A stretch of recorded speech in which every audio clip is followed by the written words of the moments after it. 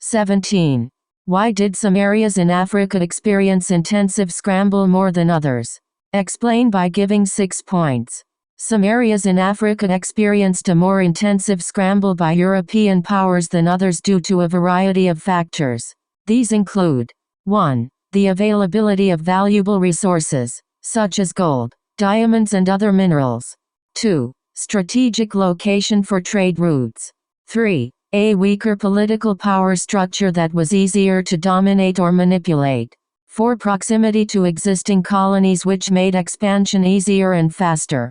5. Favorable conditions for cultivating cash crops like coffee, tea and rubber trees. 6. Favored access granted by local rulers who were bribed or coerced into cooperating with colonizers. 18. With examples, explain 6 effects of colonial agriculture in Africa. Colonial agriculture in Africa had a number of effects, some of which are still felt to this day. These include 1. The introduction and promotion of cash crops like coffee, cocoa and rubber for export. 2. Increased land privatization resulting in displacement and dispossession of local communities. 3. Changes to traditional farming techniques that led to soil degradation and an erosion of agricultural knowledge. 4. Higher labor demands as a result of large-scale monoculture plantations. 5. Introductions of invasive species that threatened native biodiversity. 6. Economic dependence on foreign markets for the sale or purchase of goods. 19. Elaborate 6 contributions of the First and Second World Wars to the rise and development of anti-colonial movements in Africa.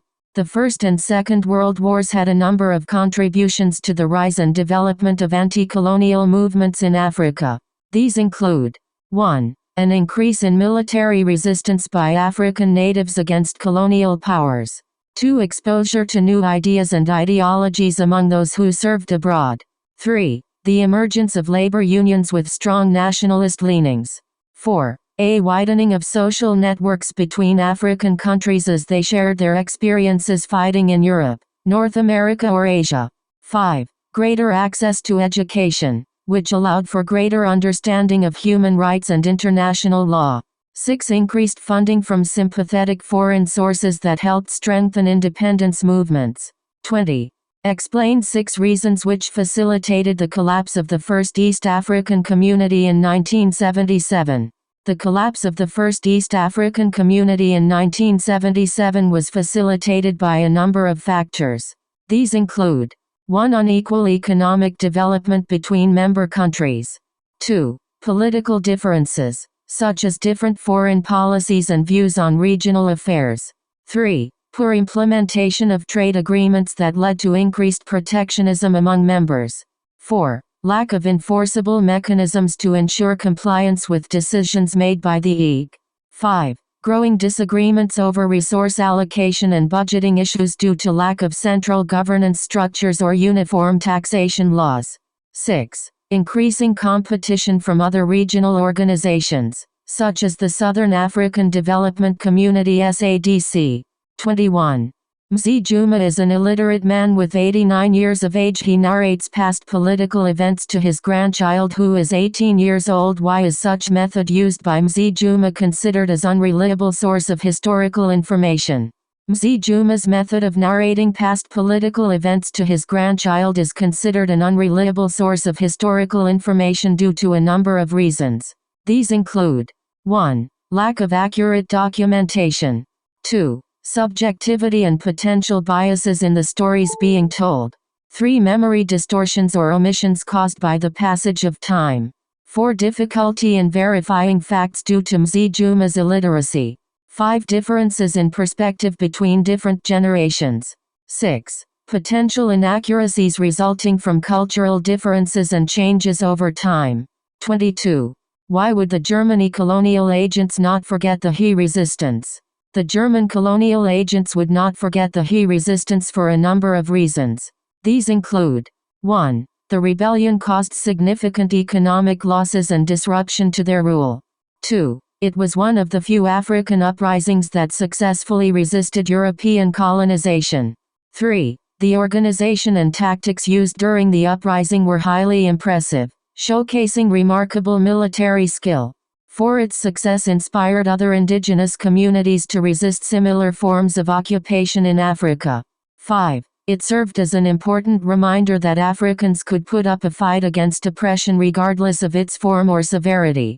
6. Its legacy lives on today in cultural practices such as songs and stories, keeping it alive in memory. 23. How would you relate the French assimilation policy and destruction of African culture? The French assimilation policy is closely related to the destruction of African culture in a number of ways. These include: 1. The forced abandonment and suppression of traditional cultures, languages and customs. 2. The privileging of certain aspects French heritage over others. 3. An increased emphasis on Christianity as opposed to indigenous religions. 4. A decrease in the presence and influence of African art forms such as music, dance and storytelling. 5. Changing social norms that encourage assimilation into French society instead of maintaining distinct cultural identities. 6. A greater sense among Africans that their culture is inferior or less valuable than those from European countries. 24. How would you prove that colonial education was an agent of division and racism in colonial Africa? There is ample evidence to prove that colonial education was an agent of division and racism in colonial Africa. This includes: 1. The imposition of language and curricula from the colonizers' countries. 2. Emphasis on European history, culture and values as opposed to indigenous knowledge. 3. Teaching methods that held European values as superior to African ones. 4. Encouragement of competition among students based on skin color or place of origin rather than academic performance. 5. Privileging white teachers over those from African backgrounds. 6. Limited access for Africans due to unequal resources allocated for education. 25. Why is Adolf Hitler blamed for the occurrence of the Second World War? Adolf Hitler is largely blamed for the occurrence of the Second World War due to a number of reasons. These include: 1. His aggressive expansionist policies and rejection of Versailles Treaty. 2. The invasion of countries such as Poland, Czechoslovakia and Austria. 3. The signing of the Molotov-Ribbentrop Pact with the Soviet Union in 1939. 4. Pursuing anti-Semitic policies and racial discrimination against Jews in Germany. 5. Establishing military alliances with Japan, Italy and other fascist regimes across Europe. 6. Propaganda campaigns that promoted militarism, racism and hatred among nations. 26. Why do some historians consider Chancellor Otto von Bismarck as the architect of the partition of the African continent? Some historians consider Chancellor Otto von Bismarck as the architect of the partition of the African continent due to a number of reasons. These include: 1. His role in orchestrating and facilitating several conferences between European colonial powers. 2. Promoting imperialist agendas that would benefit Germany politically and economically. 3. Influencing international decisions such as border demarcations, trading rights and military presence. 4. Encouraging racism through his speeches and media campaigns against indigenous cultures. 5. Establishing relationships with local rulers to ensure German claims over certain territories were recognized by other Europeans. 6. Providing financial support for expeditions throughout Africa for research purposes. 27. By using 6 points, explain how the Berlin Conference of 1884/1885 helped the European countries to prevent war that would have occurred due to the scramble for colonies. The Berlin Conference of 1884/1885 helped the European countries to prevent war that would have occurred due to the scramble for colonies in a number of ways. These include: 1. Establishing international standards for recognizing colonial claims by setting rules on mapping, navigation and demarcation. 2. Allowing neutral mediators from outside Europe to settle disputes between rival claimants. 3. Forbidding private expeditions and activities without permission from other powers present at the conference. 4. Encouraging cooperation among delegates such as exchanging maps and granting equal trading rights throughout Africa. 5. Introducing regulations against slavery and forced labor in order to protect the interests of African people. 6. Providing guidelines on how European nations should handle their colonies, including respecting local culture, laws and customs. 28. How was migrant labor beneficial to the capitalists during the colonial period? Limit your response to 6 points. Migrant labor was beneficial to the capitalists during the colonial period in a number of ways. These include 1. Allowing for larger-scale production due to increased workforce. 2. Creating job opportunities for workers from less privileged backgrounds. 3. Offering cheap labor that could be easily exploited and controlled. 4. Promoting racial segregation which would ensure greater power over certain groups of people. 5. Enhancing profits by offering lower wages than those paid in metropolitan countries. 6. Facilitating further economic growth by providing reliable supplies of goods and services at relatively low cost. 29. Elaborate 6 factors that contributed to the occurrence of Mfecane during the 19th century. The Mfecane was a period of turmoil and upheaval in southern Africa during the 19th century. This was due to a number of factors, including 1. The expansionist ambitions of Dingiswayo and Shaka Zulu. 2. Displacement caused by military invasions resulting in refugee migrations. 3. The introduction of new weapons such as muskets which gave some groups an advantage over others. 4. Social disruption that led to increased violence between rivaling ethnic groups. 5. Unprecedented population growth from the Nguni people migrating into the region. 6. European interference which further destabilized existing power structures. 30. African countries have been suffering socially, economically and politically as a result of being members of the United Nations. Explain 6 reasons to justify this statement. African countries have been suffering socially, economically and politically as a result of being members of the United Nations for a number of reasons. These include 1. The lack of representation in UN decision-making bodies. 2. Limited access to global markets due to unfair trade policies. 3. Inadequate funding from international donors resulting in decreased social welfare programs. 4. Unjust sanctions imposed on certain nations that hinder development efforts. 5. Imperialist agendas promoted by some member states which marginalize African voices and interests.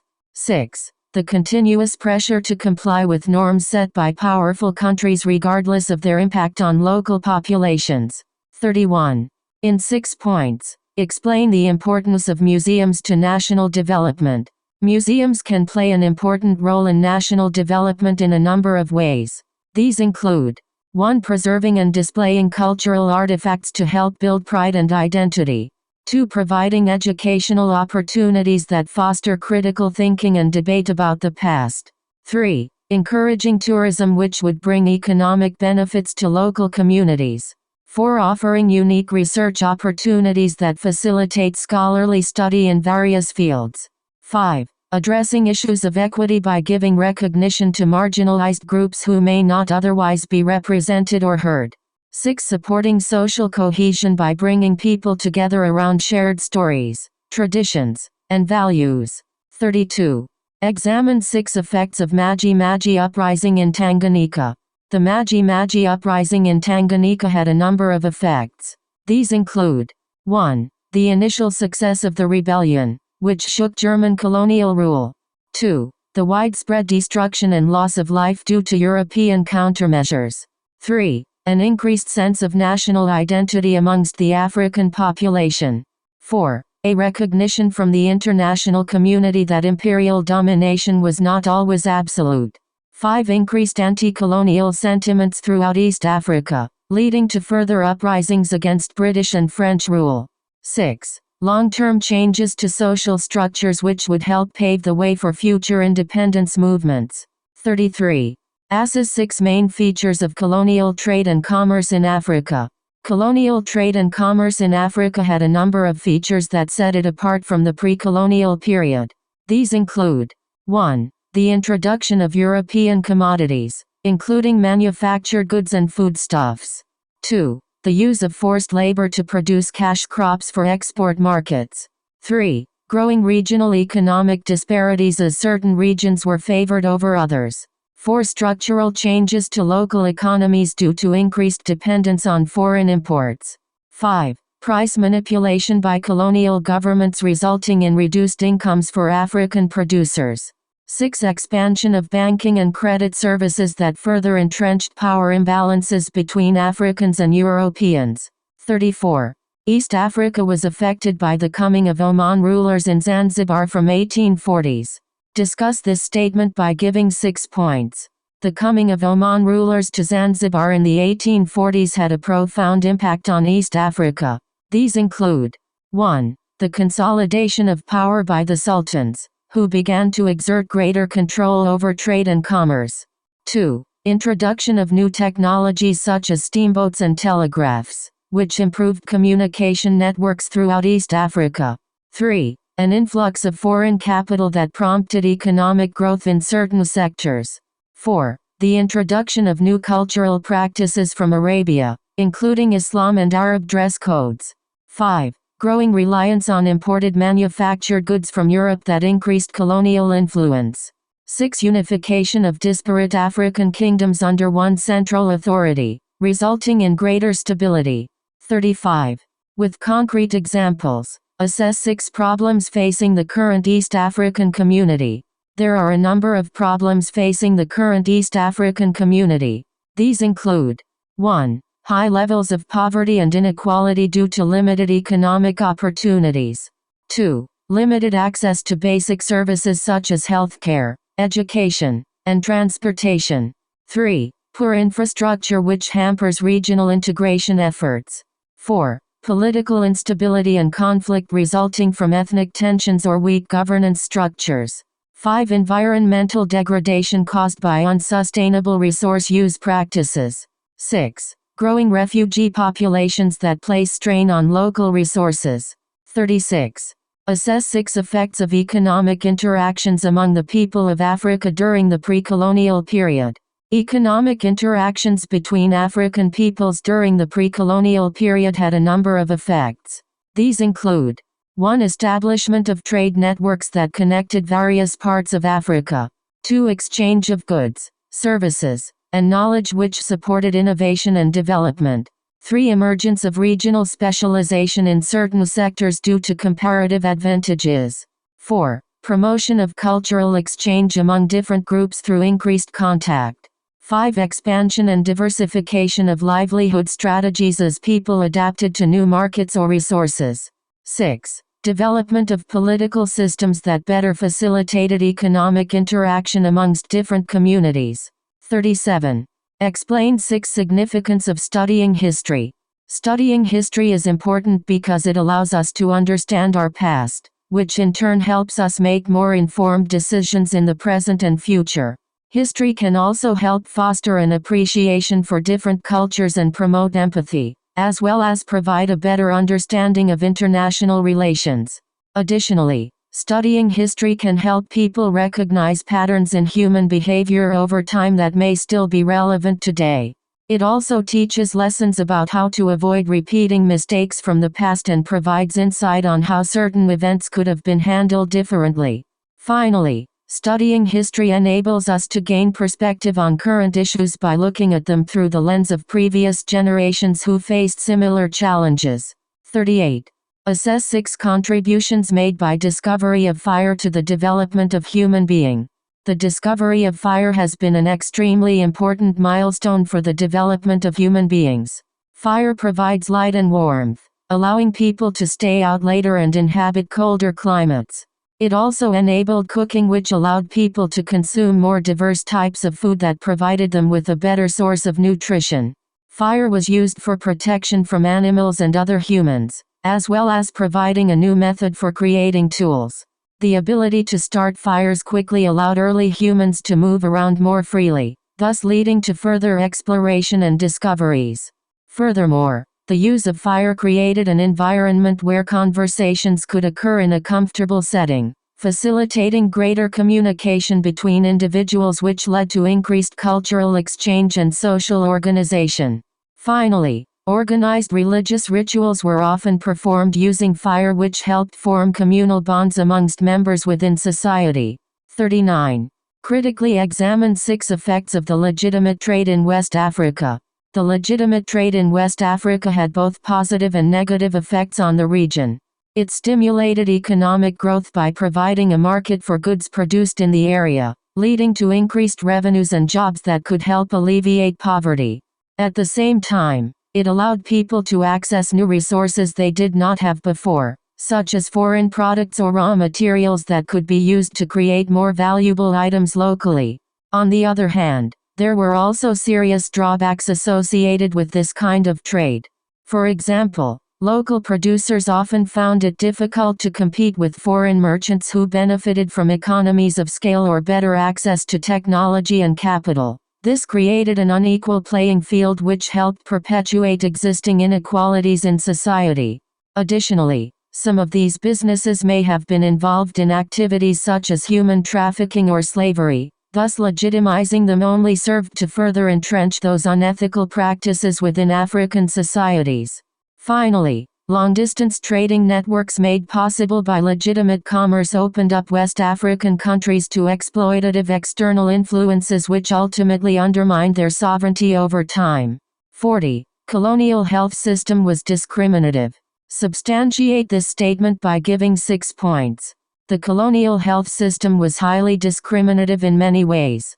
First, it only provided health care to a very limited number of people, primarily Europeans and those with enough money to pay for services.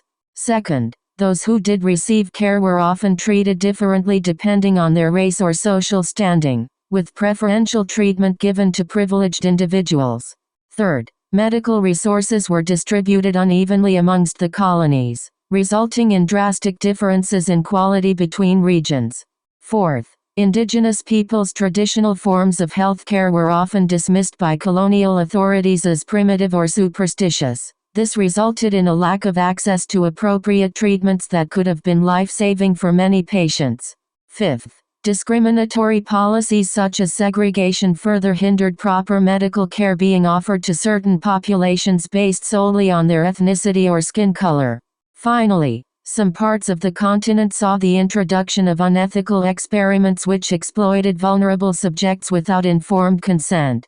All these factors clearly demonstrate how the colonial health system was inherently discriminatory against certain groups of people within African societies during this period.